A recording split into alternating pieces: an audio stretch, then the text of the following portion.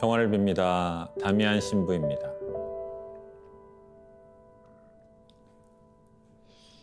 우리에겐 갈망이 있습니다.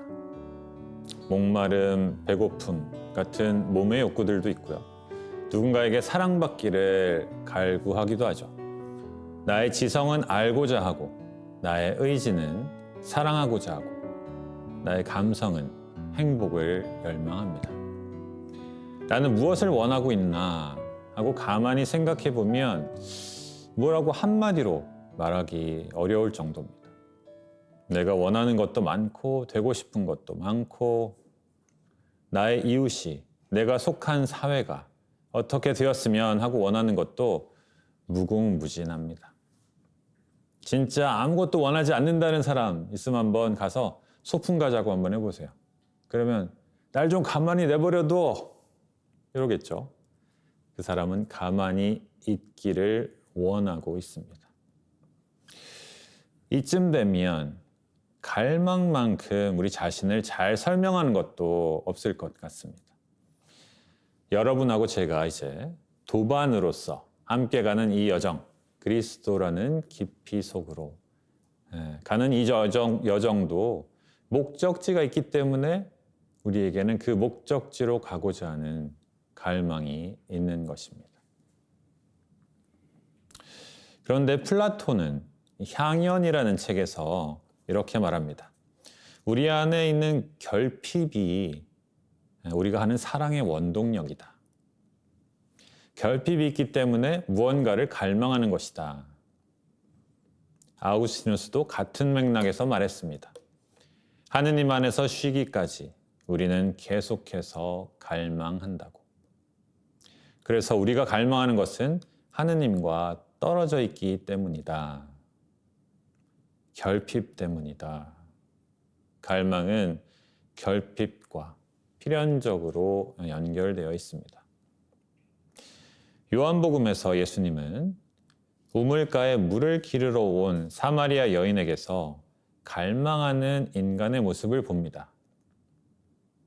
그리고 그에게 다시는 목마르지 않을 생명의 물을 주겠다. 꼭 이렇게 이야기하니까 여인은 그 물을 간절히 원합니다. 무엇이 그의 결핍을, 그리고 그 결핍으로 인한 갈증을 근원적으로 채워줄 수 있었을까?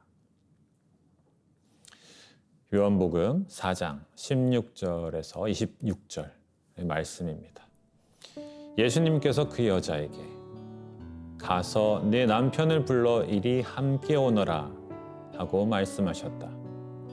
그 여자가 저는 남편이 없습니다 하고 대답하자 예수님께서 말씀하셨다. 저는 남편이 없습니다 한 것은 맞는 말이다. 너는 남편이 5이나 있었지만 지금 함께 사는 남자도 남편이 아니니 너는 바른 대로 말하였다. 여자가 예수님께 말하였다. 선생님, 이제 보니 선생님은 예언자시군요. 저희 조상들은 이 산에서 예배를 드렸습니다. 그런데 선생님네는 예배를 드려야 하는 곳이 예루살렘에 있다고 말합니다. 예수님께서 그 여자에게 말씀하셨다. 여인아, 내 말을 믿어라. 너희가 이 산도 아니고 예루살렘도 아닌 곳에서 아버지께 예배를 드릴 때가 온다. 너희는 알지도 못하는 분께 예배를 드리지만 우리는 우리가 아는 분께 예배를 드린다. 구원은 유다인들에게서 오기 때문이다. 그러나 진실한 예배자들이 영과 진리 안에서 아버지께 예배를 드릴 때가 온다. 지금이 바로 그때다. 사실 아버지께서는 이렇게 예배를 드리는 이들을 찾으신다. 하느님은 영이시다. 그러므로 그분께 예배를 드리는 이는 영과 진리 안에서 예배를 드려야 한다. 그 여자가 예수님께 저는 그리스도라고도 하는 메시아께서 오신다는 것을 압니다. 그분께서 오시면 우리에게 모든 것을 알려주시겠지요. 하였다. 그러자 예수님께서 그 여자에게 말씀하셨다. 너와 말하고 있는 내가 바로 그 사람이다.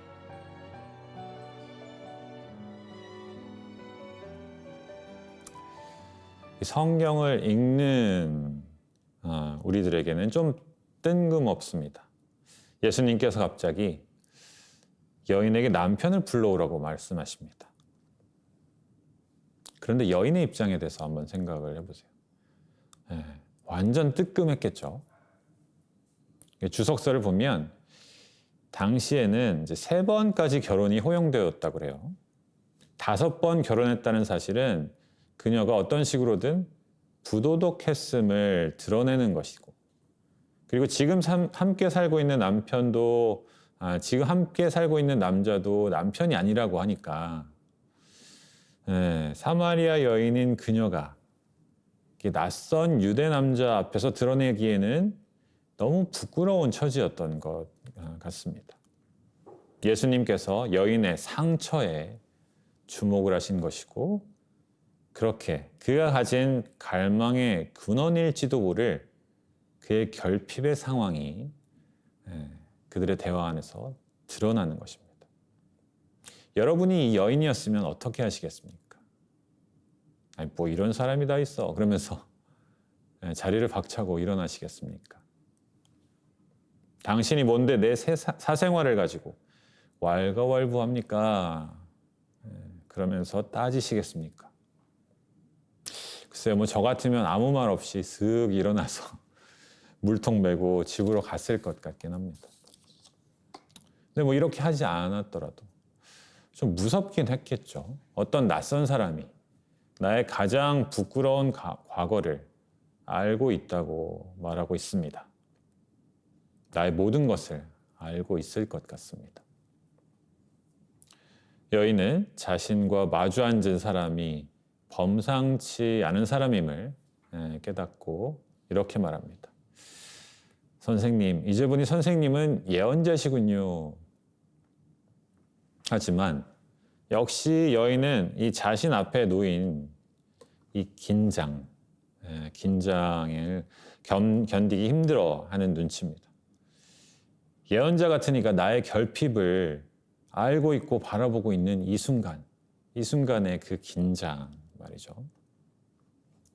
그래서 이렇게 바로 말을 돌리려고 합니다. 저희 조상들은 이 산에서 예배를 드렸습니다. 그런데 선생님네는 예배를 드려야 하는 곳이 예루살렘에 있다고 말합니다.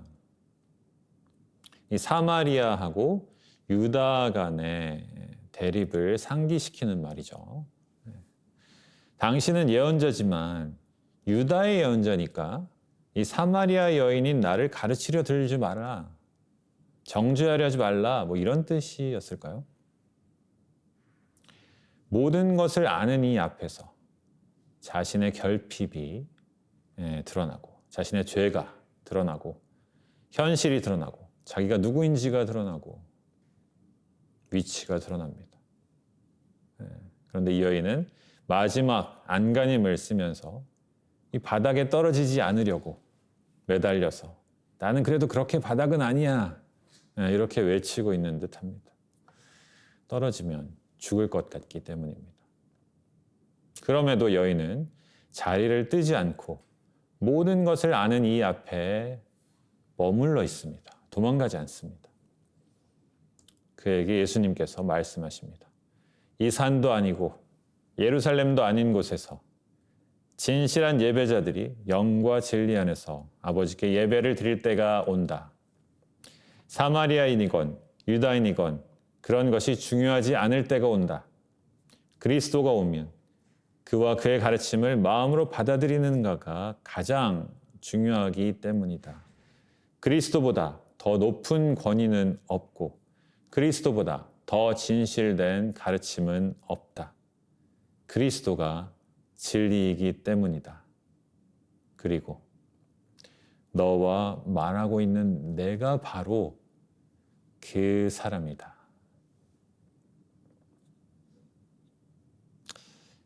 여인이 마지막까지 쥐고 있던 가면이 이 순간 바닥에 떨어집니다. 더 이상 숨을 곳이 없게 됩니다. 진리이신 예수님, 여인을 정죄하진 않으시지만 그렇다고 그의 삶을 미화하지도 않으시죠. 그 상태로 그 자리를 지키고 계십니다. 여인은 이제 자기 존재의 바닥에서 그 바닥에까지 내려와 계신 신을 만납니다. 모든 것을 알고 있는 이하고 마주하고 있는 거예요. 나에 대해서 모든 것을 알고 있는데 나는 아직 죽지 않았어. 나는 아직 멀쩡합니다. 진리를 마주하는 곳. 그곳인 이 바닥은 죽음의 자리인 줄만 알았는데 난 아직 멀쩡합니다. 예수님은 그런 여인 곁에 머무르십니다. 그곳에서 이제 생명의 물이, 생명의 샘이 솟습니다.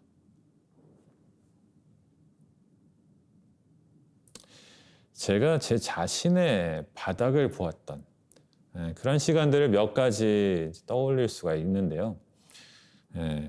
그 중에 하나가 이제 제가 미국에 공부하러 갔을 때가 그런 때였던 것 같아요. 글쎄요, 뭐 외국에 살아보신 분들 공감하실 수 있는 그런 이야기일 것 같습니다. 제가 미국 갔을 때 나이가 33이었어요. 수도 생활 시작한 지 5년이 지났을 때였죠. 그때까지 제 화두는 겸손이었습니다. 어떻게 하면 겸손할 수 있을까?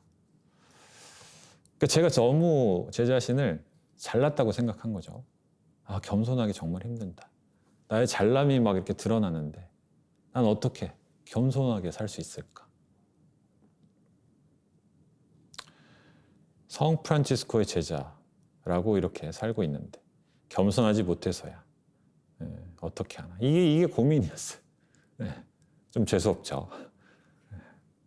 근데 미국 가자마자 이 고민이 바로 해결되는 거예요. 영어 못하니까 그냥 제가 밑바닥이더라고요. 뭐 말도 못하고 상황 파악도 못하고 겸손이고 뭐고 생각할 그럴 겨를이 없었습니다. 슈퍼 가면 아이스크림 하나 사는데 좀 이렇게 무시당하는 기분 들고, 햄버거 가면 햄버거 주문도 제대로 못하고, 수업을 들어가는데 수업이 저를 그냥 남겨두고 그냥 진행하더라고요. 교수님이 저한테 뭐 설명하다가 제가 이해를 못하니까 그냥 진행을 하시는데 제가 태어나서 그런 경험은 처음 해봤거든요. 이렇게 비행기 타고 그냥 10시간 남짓 가면 바로 이렇게 바보가 되는 그러한 나이인데, 아니 난 어떻게 겸손하게 살 수 있을까? 이런 고민을 했다는 게 참, 그때 참 이런 생각하면서 에이구 이런 생각했습니다. 수도원에 살았죠. 다들 친절하게 잘 대해주셨어요. 하나하나 알려주시고, 저녁 식사 전에 모여가지고 하루를 정리하는 시간이 있는데 도란도란 이야기 나누고 저는 그 시간을 참 좋아했습니다.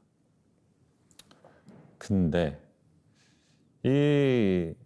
제가 나눌 수 있는 것이 한계가 있잖아요. 뭐 My name is Damian, I'm from 대전, 뭐 이런 거 이제 계속 하는 것도 한계가 있고, 점점 제 말수도 줄어들고, 또 누군가 웃고 있을 때 웃는 척 해야 되고, 약간 이런 게 참 쉽지 않았습니다. 그래서 한 석 달 지나니까 제가 그 자리에 가는 걸 피하고 있더라고요. 입을 열기가 싫고. 왜냐면 입만 열으면 그냥 바보 같은 제가 드러나니까. 입만 다물고 있으면 멀쩡하고 똑똑한 사람처럼 보이는데.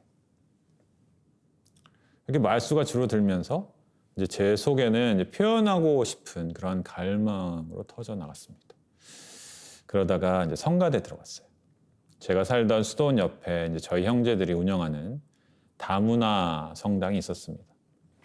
성 가밀로 성당이라고, 이제 본당 신부 그 형제가 말해주기를 신자분들이 65개국에서 왔다고 그러더라고요. 그렇게 다문화 성당이었어요. 주일에는 불어 미사, 스페인어 미사 따로 있었고, 영어로 하는 교중 미사는 각종 언어로, 진짜 각종 언어로 성가를 불렀습니다. 제가 그 성가대에 이제 들어간 거죠. 성가대도 이제 세계 각국에서 온 분들로 이루어져 있었습니다. 뭐 다들 미국에 정착해서 미국 시민이 된 사람들이지만 영어가 모국어가 아닌 그런 사람들이 대부분이었어요. 그 성가대에서는 제가 한국말 한다니까 막 환영하더라고요. 그래서 한 번은 한국말로 시편 노래를 한 적도 있었습니다. 이들은 제가 겪고 있는 어려움을 너무나 잘 아는 분들이죠. 제가 말을 하다가 더듬어도 기다려주시고 입을 다물면 제 침묵을 들어주시는 분들이었습니다. 그분들 틈에서 제 마음이 열리기 시작했어요. 이제는 서툰 영어도 입 밖으로 낼 수 있게 되고 그분들 앞에서는 제가 입을 열어서 제 바닥이 드러나는 그러한 순간에도 제가 땅으로 꺼지지 않더라고요. 3년 동안 활동하고 제 워싱턴에서 부제품을 받았는데요. 그때 이분들이 와서 성가를 해주셨습니다. 성체 성가로 한국 성가를 해주셨어요. 주께 드리리. 내게 있는 모든 것을 아낌없이 바치네. 이거를 제가 이제 발음표를 다 써드리고 그렇게 그분들이 노래를 해주시는 그거 참 생각만 하면 따뜻한 그런 순간입니다. 제게는 그 성가밀로 다문화 성가대가 제 눈높이로 내려와 주신 하느님이었습니다. 플라톤이 이제 향연에서 결핍이라고 했던 것, 이걸 요즘은 이제 취약성이라는 말로 종종 표현합니다. 영어 이제 vulnerability라는 이 영어를 한글로 이제 번역한 거죠. 원래는 이제 상처 입을 수 있는 이라는 뜻이라서 약한 상태를 표현하는 말입니다. 자신의 취약성을 일부러 드러내는 사람은 없죠. 뭐 권투를 해도 이렇게 가드를 올리고 있잖아요. 취약한 곳을 이렇게 막고 있잖아요. 얻어맞으면은 이제 충격을 입을 수 있는 취약한 곳을 보호하는 것입니다.